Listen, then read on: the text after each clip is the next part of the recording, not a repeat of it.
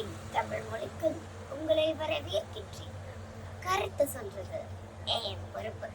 அனுபவத்தின் அறிதல் மூலம் அதனுள் செல்வது உங்க பொறுப்பு. நம்ம வாழ்க்கையில ஒண்ணு நடக்கணும்னு நினைச்சோம், ஆனா அது நம்ம நினைச்ச மாதிரி நடக்காம எதிர்மறையா நடந்திருக்கும் போது இது என்னது, இது கிணறு வெட்ட பூதம் வந்த கதையாட்டா இருக்கு அப்படின்னு சொல்லி கேட்டோம்.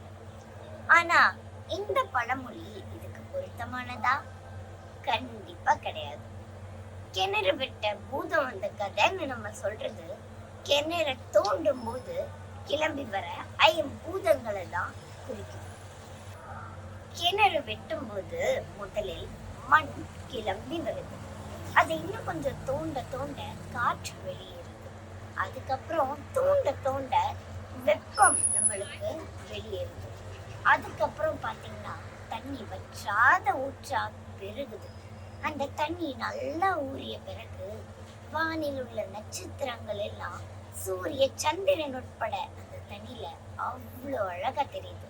இதுதான் நம்ம முன்னோர்கள் கிணறு வெட்ட பூதம் வந்த கதைன்னு சொல்லியிருக்காங்க.